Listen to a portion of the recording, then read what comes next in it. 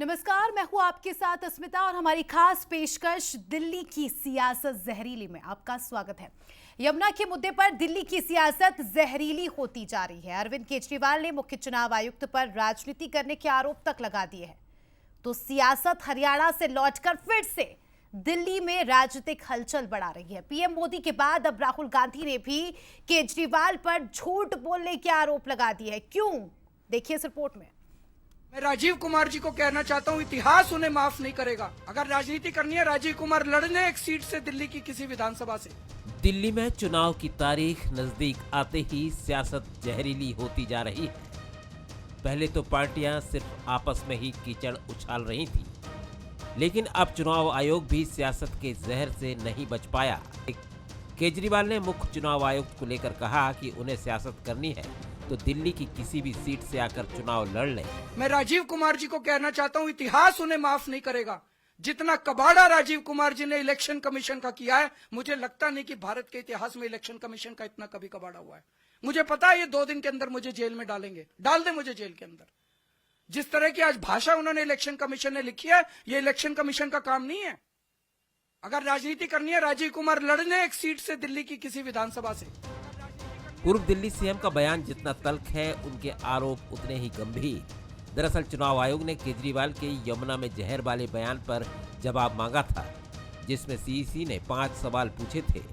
अब आपको वो बयान भी सुनवाते हैं जिसमें केजरीवाल ने हरियाणा सरकार पर यमुना में जहर मिलाने का आरोप लगाया था। भारतीय जनता पार्टी की हरियाणा की सरकार ने दिल्ली में यमुना से आने वाले पानी में जहर मिला के भेज दिया है। ये तो हमारे भला हमारे दिल्ली जल बोर्ड के इंजीनियर्स का कि उन्होंने पकड़ लिया। अगर वो पानी दिल्ली के अंदर आ जाता और पीने के पानी में मिल जाता, दिल्ली के अंदर ना जाने कितने लोगों की मौत हो जाती। एक मास जेनोसाइड हो जाता दिल्ली के अंदर, अगर ये पानी जो भारतीय जनता पार्टी की हरियाणा सरकार ने दिल्ली में भेजा है। अरविंद केजरीवाल के इस बयान के बाद से बीजेपी और कांग्रेस लगातार हमलावर है।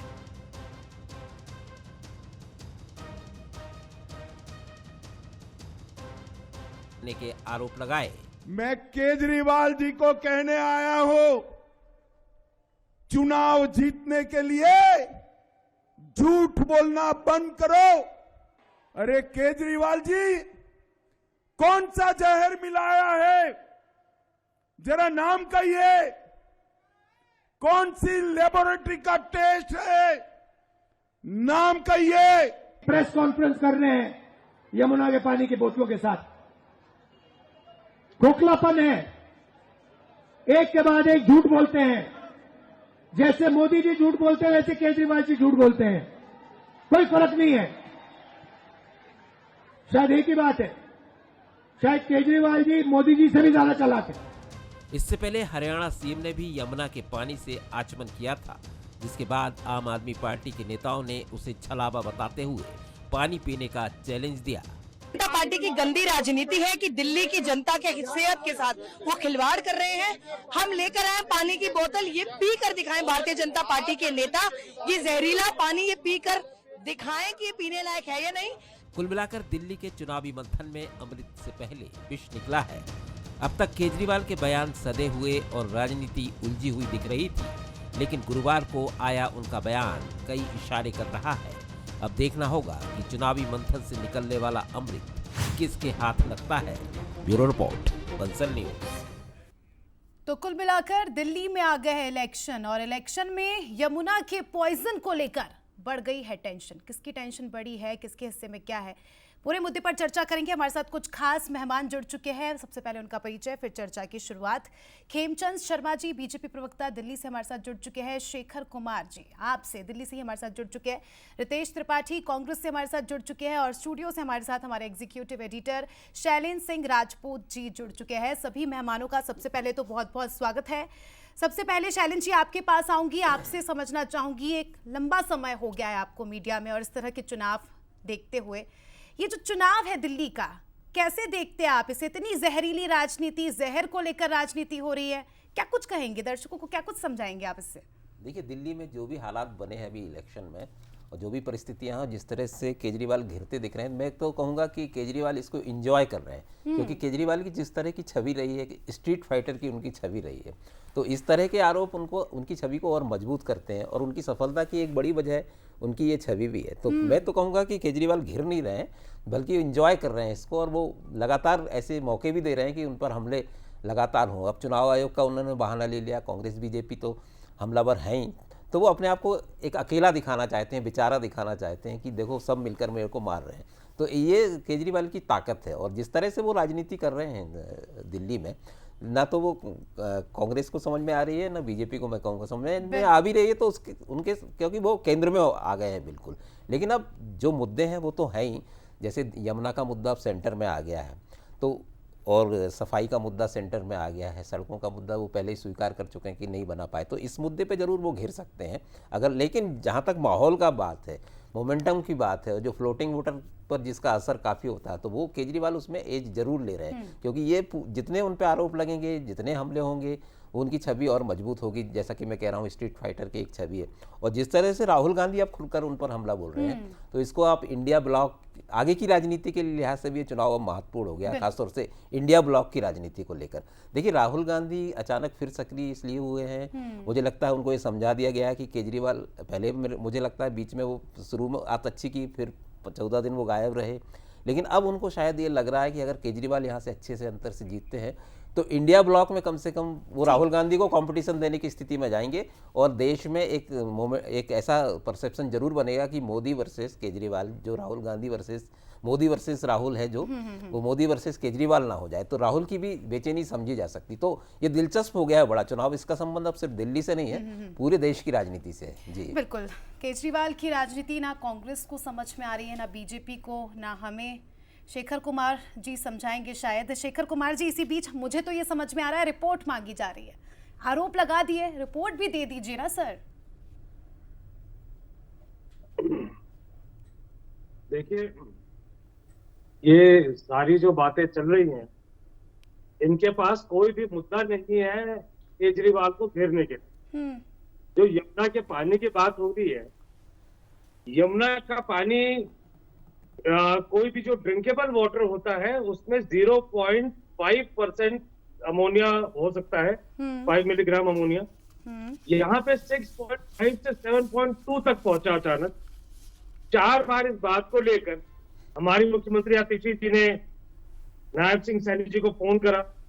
शुरू में तो उन्होंने कहा कि देखते हैं, उसके बाद उन्होंने फोन उठाना बंद कर दिया। अब यह है कि दिल्ली में जो यमुना है, ये एक समझने की बात है। देखिए, जो दिल्ली में यमुना है, उस यमुना में अभी गंदगी है, इस बात को केजरीवाल जी स्वीकार कर चुके हैं, लेकिन ड्रिंकिंग वाटर वहां से नहीं सप्लाई होता है। ड्रिंकिंग वाटर जो सप्लाई होता है वो वजीराबाद से जो पानी आता है हरियाणा बॉर्डर पे, वहां से सप्लाई होता है, और उस पानी में अमोनिया की जब तादाद बहुत ज्यादा 7.2 तक आ गई, तो उसके बाद उस पानी को वाटर ट्रीटमेंट प्लांट में ट्रीट नहीं करा जा सकता है, क्योंकि जैसे उसमें क्लोरीन आप मिलाएंगे वो और जहरीला हो जाएगा, उस पानी को डाइवर्ट ही करना पड़ता है। ठीक है खेमचंद जी, शेखर जी कह रहे हैं कि आतिशी जब फोन करती है तो नायब सिंह सैनी फोन ही नहीं उठाते और यहाँ आकर आचमन करते।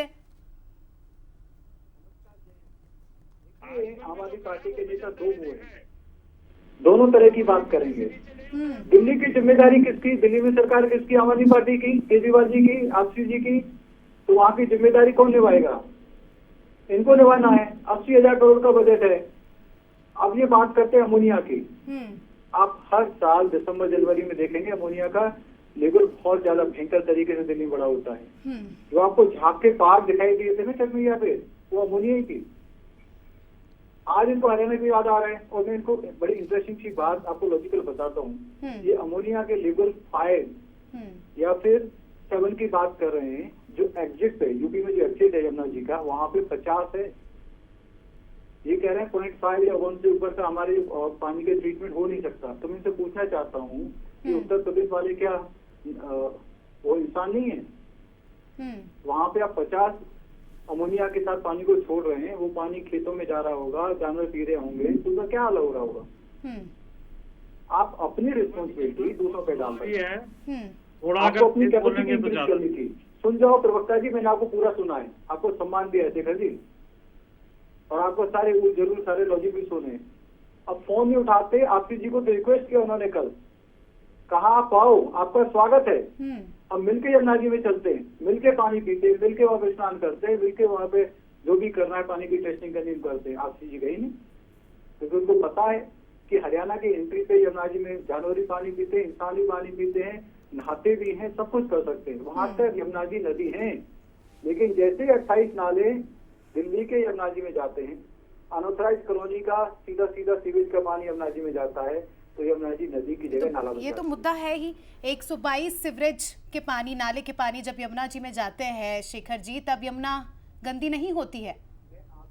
ये तो आपके हाथ में। देखिए यही बात में आपको इनके षड्यंत्र को उसको डाइवर्ट करने के लिए उन्होंने हरियाणा पे आरोप लगाना शुरू किया, ताकि लोगों के दिमाग में ये डाल दें कि हरियाणा से प्रदूषण आ रहा है। ठीक है। हरियाणा से कोई प्रदूषण नहीं आ ठीक रहा है, है। इसी बीच रितेश जी का भी मैं कमेंट चाहूंगी। रितेश जी, केजरीवाल के आरोप से आप क्या समझते हैं? कांग्रेस पार्टी इसका क्या समर्थन करती है? कैसे देखते हैं आप केजरीवाल के आरोपों को?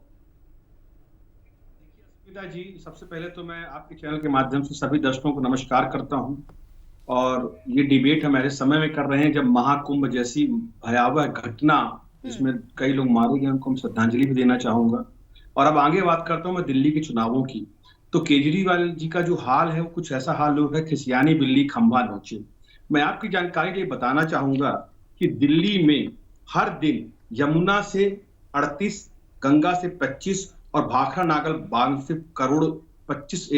22 करोड़ गैलन पानी चाहता है। और दिल्ली को पर डे 129 करोड़ गैलन की आवश्यकता है, पर सारे संसाधनों से मिलाकर मात्र 95 करोड़ गैलन ही प्रतिदिन पानी पहुंच पा रहा है। तो पिछले 10-11 सालों से दिल्ली में केजरीवाल जी की सरकार है।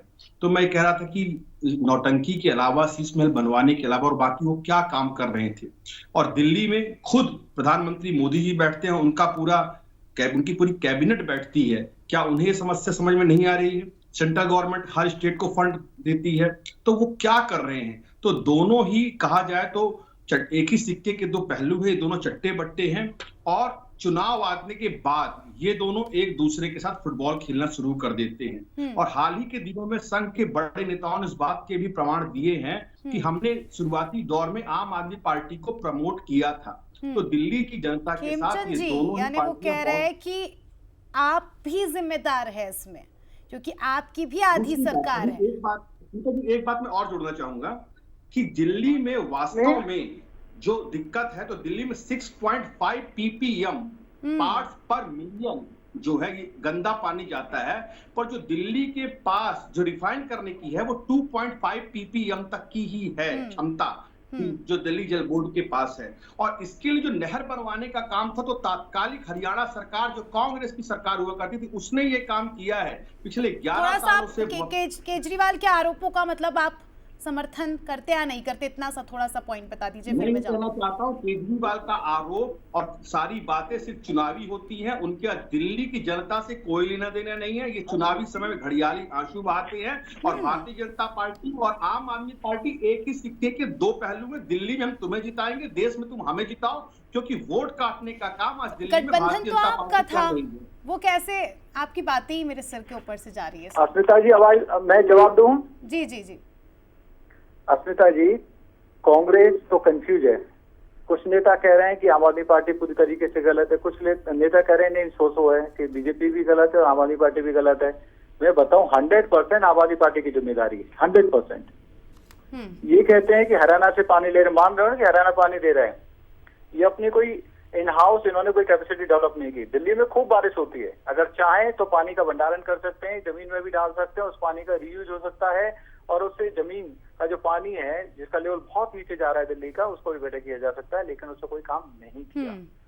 अब बात आती है कि सोर्स पे पानी की क्वालिटी कैसी है। सोर्स पे पानी की क्वालिटी अच्छी है। ये खुद पहले कह रहे थे जहर के बाद बोला अमोनिया में बोला पहले 7 लेवल, अब कह रहे हैं 5 हो गया, एक दो दिन में बोलेंगे 1 हो गया, मतलब सब ठीक है। शेखर जी, ऐसा क्यों? जब पानी की कमी होती है तो अरविंद केजरीवाल कहते हैं हरियाणा से पानी नहीं आ रहा है जी, हम क्या करें। जब प्रदूषण पर सवाल उठते हैं तो आप कह रहे हैं कि हरियाणा से जहर मिलाकर भेज रहे हैं। जब हवा की भी बात होती है प्रदूषण की, चलिए अब तो नहीं आप ऐसा कहते कि पंजाब में पराली जलाई जाती है क्योंकि आपकी सरकार है, ऐसा क्यों मर दिया जाता है, क्यों सिद्ध नहीं कर पाते आप? क्योंकि आप अपने ही चक्रव्यूह में फंसते जा रहे हैं। मैं इस मुद्दे पर बिना राजनीति के एक बात कहना चाहता हूँ जी। ये मुद्दा राजनीति का नहीं है, ये वाकई दिल्ली के नागरिकों की जान का मुद्दा है। आपको ये समझना पड़ेगा कि दिल्ली में जो वाटर, हरियाणा बॉर्डर पे ही चंद्रावल वाटर ट्रीटमेंट प्लांट है, वहां पर जैसे उस प्लांट में पानी जो आता है अमोनिया अचानक बढ़ा हुआ। जब यहाँ पर आम आदमी पार्टी जब उस पर शोर मचाती है तो अमोनिया अचानक कम भी हो जाता है।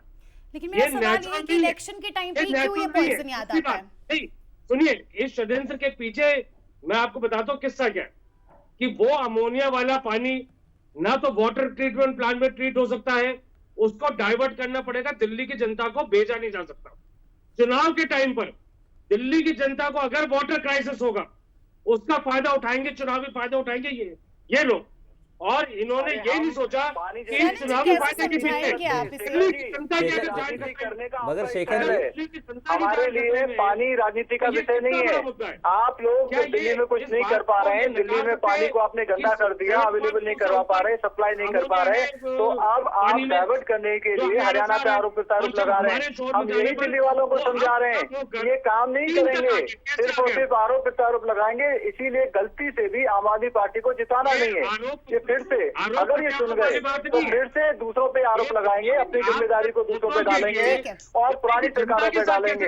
ये खुद से कोई काम नहीं करेंगे। इसीलिए आज दिल्ली कह रही है आपदा नहीं चाहिए, आम आदमी पार्टी नहीं चाहिए, भाजपा चाहिए, हमें बदलाव चाहिए। ठीक है, आऊंगी। शैलेंद्र जी समझाइए थोड़ा सा इस राजनीति को। ये कह रहे हैं कि यहाँ पर ये पानी ट्रीट ही नहीं हो सकता, तो क्या दिल्ली की जनता जहरीला पानी पिएगी, जैसा कहना है इनका? जैसे जेनोसाइड का जो आरोप लगाया, जेनोसाइड करने की कोशिश, ये तो बहुत बड़ा आरोप हो गया। और केजरीवाल ये जानते थे कहीं ना कहीं अगर ये बयान जाएगा, चुनाव इनकी शिकायत होगी तो चुनाव आयोग एक्शन लेगा या जवाब तो मांगेगा, और उसके बहाने फिर निश्चित रूप से जो राजनीति होगी तो कहीं ना कहीं केजरीवाल के फेवर में जाएगी। तो एक मतलब मैं इसका ये भी निकालता हूँ, क्योंकि अगर ये मुद्दा ऐसा नहीं है जिस तरह से छिड़ गया है ज़रूर मुद्दा, बहुत बड़ा मुद्दा है, क्योंकि लेकिन जिस तरह से इसमें केजरीवाल ने इसको मोल्ड किया है और उसके बाद जो प्रतिक्रियाएं आई हैं, तो ये मुद्दा दूसरी तरफ भी चला गया, जो केजरीवाल की छवि को जरूर मजबूत कर रहा है। लेकिन इस बहाने कहीं ना कहीं जो फ्रीबीज के मुद्दे जो चल रहे थे अभी तक चुनाव में, वो पीछे चले गए हैं और सेंटर में कहीं ना कहीं यमुना और सफाई का मुद्दा जरूर आ गया है। तो ये किस करवट जाएगा ये कहना मुश्किल है, और कांग्रेस भी इसमें अब शामिल हो गई इस लड़ाई में। अभी तक कांग्रेस, जैसे कि कांग्रेस के प्रवक्ता बोल जरूर रहे हैं, लेकिन थोड़ा लेट आई है कांग्रेस इस मुद्दे पर, क्योंकि जो अंदरूनी राजनीति थी उसको कहीं ना कहीं वेट एंड वॉच की स्थिति में थी कांग्रेस। और कांग्रेस के प्रवक्ता से मैं जरूर पूछना चाहूंगा कि ये मुद्दे अगर वो पहले उठाते तो निश्चित रूप से आज लड़ाई में होते, क्योंकि लेट स्टार्ट लिया है कहीं ना कहीं। तो अगर रितेश जी इसका जवाब देना चाहे तो मैं जरूर चाहूंगा। नायब सिंह सैनी ने मुंह में डालते ही तुरंत निकाल दिया। जी। जिस पानी की वजह से दिल्ली के करोड़ों जनता वो 7.2 अमोनिया वाला पानी पी के अपनी जान खतरे में डालेगी, तो प्रधानमंत्री तो कहते हैं कि हरियाणा वाले मुझे जहर देंगे क्या? उनका भाषण आपने शायद सुना होगा शेखर जी, क्योंकि दिल्ली में भी बड़ी संख्या में हरियाणा के लोग रहते हैं, नौकरी करते हैं, और खुद पीएम ने बोला कि मुझे जहर देंगे क्या? अपने पर ले लिया उन्होंने। पीएम का तो मशरूम भी कहां से आता है वो सारी दुनिया जानती है, पीएम क्या खाते क्या पीते, लेकिन आम जनता को वो पानी आगे नहीं भेजा जा सकता, ये केजरीवाल कह रहे। तभी पीएम आज जो कह रहे कि मैं रितेश जी, जिस तरह से शैलेंद्र जी ने कहा कि लेट हो गई कांग्रेस, और क्योंकि अब 5 ही दिन बचे हैं, मुझे ऐसा लगता है उसमें भी आचार संहिता लग जाएगी, कितने ही दिन आप प्रचार कर पाएंगे? थोड़े जल्दी आ जाते तो हो सकता है मुद्दे डिलीवर कर सकते थे। देखिए, यदि आज आपकी डेट में शैलेंद्र जी देखेंगे तो दिल्ली की सभी बड़ी सीटों पे, चाहे कालका की हो, चाहे नई दिल्ली और चाहे कोई भी सीट हो, वहां पर भाजपा के बड़े नेताओं को उतरना पड़ रहा है। चाहे अलका लांबा की सीट हो या संदीप दीक्षित जी की सीट हो, तो कहीं ना कहीं पूरी दिल्ली इस बात को महसूस कर रही है कि दिल्ली में आज तक फ्लाईओवर का रिकॉर्ड बनाने वाले दिल्ली के वासियों को सही में एक आम आदमी की जिंदगी जीकर शीला दीक्षित ने क्या क्या काम किए वो आज दिल्ली की जनता याद कर रही है। चुनाव के पहले प्रीपोज के रूप में सब बातें हम कर सकते हैं, पर दिल्ली की जनता इस बात को समझ गई है कि चोर चोर मौसेरे भाई, देश बेचकर खाई मलाई, ये कहावत कहीं कहीं दिल्ली में चरितार्थ हो रही है। अखिलेश यादव ने भी झाड़ू उठा ली थी आज प्रचार में। जी, अखिलेश यादव ने भी झाड़ू उठा ली थी अरविंद केजरीवाल के साथ। बिल्कुल उठाएंगे और सभी बड़े नेता कहीं ना कहीं आम आदमी पार्टी के समर्थन में खड़े, उनको ये मालूम है कि यहाँ पर कांग्रेस मजबूत हो रही है, तो जिनको लग रहा है कि उनकी नाव कहीं ना कहीं डूबने वाली है, कांग्रेस के बढ़ते कद को देखकर और दल के नेता जो है जो अपनी छोट भैया राजनीति की नैया को पार लगाना चाहते हैं, कांग्रेस के बढ़ते कद को देखकर उनके मन में कहीं आप कांग्रेस को वोट देते हैं और वो जीतकर बीजेपी का मेयर बनवाते हैं, तो कांग्रेस को तो दी गई हर वोट बीजेपी को जा रही है। आपने लगता है इलेक्शन नहीं देखा चंडीगढ़ का, किस तरह से दोनों जन खेल रहे थे आपस में, और आप ये सारी चीजें देखिए देश के कई ऐसे जहां दोनों दलों की एक सामने ये नहीं लगता कि आम आदमी पार्टी जहां जहां कांग्रेस का मजबूत स्टैंड था, दिल्ली की बात करें, पंजाब की बात करें, आपका ही सफाया कर दिया आपके साथी ने?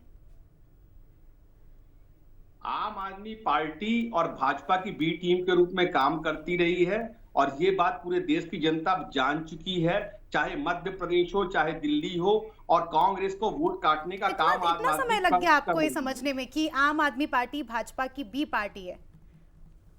देखिए मैडम, आपने बहुत अच्छा सवाल किया, पर मैं एक बात आपको आपके संज्ञान में लाना चाहूंगा। देश काल और परिस्थितियों के हिसाब से अपने अपने निर्णय लेना पार्टियों के लिए एक बहुत आवश्यक कदम होता है, और आप इतिहास उठाकर देख रहे हैं तो सभी दलों ने समय अनुसार अलग अलग विशेषज्ञों ने, यही भारतीय जनता पार्टी महबूबा मुफ्ती के साथ वहां पर सरकार चलाती है और आने वाले कुछ दिनों के बाद उसके सुर बदल जाते हैं। तो देश काल परिस्थितियों के हिसाब से निर्णय लेना एक आवश्यक पहलू होता है चुनाव जो हमारे देश का संविधान है उसके अनुसार। पर आम आदमी पार्टी के जो चाल चरित्र और चेहरा मुस्कुरा रहे हैं आपकी बातों पर, इस बात को कोई भी देश की जनता इनकार नहीं शेखर जी मुस्कुरा रहे हैं आपकी बातों पर। वहां से आप क्यों चले गए सत्ता से, और वो रिकॉर्ड तोड़ बहुमत क्यों मिला?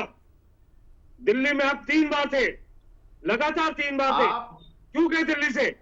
आप जनता ने आपको उसके बाद जो सूली पे रखा है नहीं सकते, पिछले 2 चुनाव से दिल्ली की जनता को पागल बना लिया, वही आपकी हरकतें जो है दिल्ली वो बीजेपी का साथ देने वाली है। आज दिल्ली की जनता जानती है किस तरह का वो सीट पे जो 10 वोट जाएंगे कांग्रेस को, उसका लाभ खेमचंद जी को जरूर संतुष्टि मिल रही होगी। खेमचंद जी, भले ही बीजेपी ए पार्टी बी पार्टी करे, लेकिन बंद कमरे में तो आप भी यही दुआ करते होंगे कि अच्छे से लड़े जिससे फायदा सीधे बीजेपी को। ये कोशिश हमेशा से रही थी चुनाव में। हेमचंद जी, खेमचंद जी को आवाज नहीं जा रही, शायद उन तक आवाज नहीं पहुंच पा रही है। आपको नहीं लगता कि ये जो आप रिपीट करेंगे? आपने अभी सुना होगा दोनों प्रवक्ताओं को, भाजपा तो शायद यही चाह रही थी बंद कमरे में आप भले ही बाहर आके ए पार्टी बी पार्टी करे, लेकिन इससे कहीं ना कहीं फायदा तो मिलेगा आपको। अस्मिता जी, सवाल खेमचंद के लिए था या शेखर के लिए था? खेमचंद जी के लिए, खेमचंद जी के लिए आपका ही सवाल था।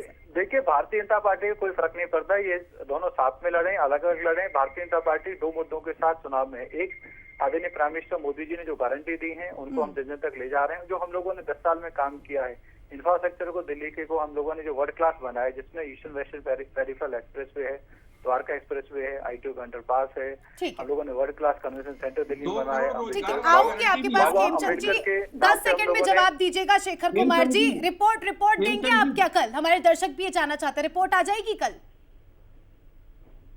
बिल्कुल, हम बिल्कुल रिपोर्ट देंगे, 100% देंगे। दिल्ली की जनता जानती है कि आम आदमी पार्टी हमेशा सच्चाई के साथ रही है, अगर आप सच्चे हैं तो जहर की रिपोर्ट वजह से ही दिल्ली की जनता और नहीं तो इस्तीफा देके राजनीति से बाहर हो जाओ। ठीक है, आए रिपोर्ट, दर्शक भी यही देखना चाहते हैं, दिल्ली की जनता भी यही देखना चाहती है, और इलेक्शन कमीशन ने तो मांग ही लिया आपसे।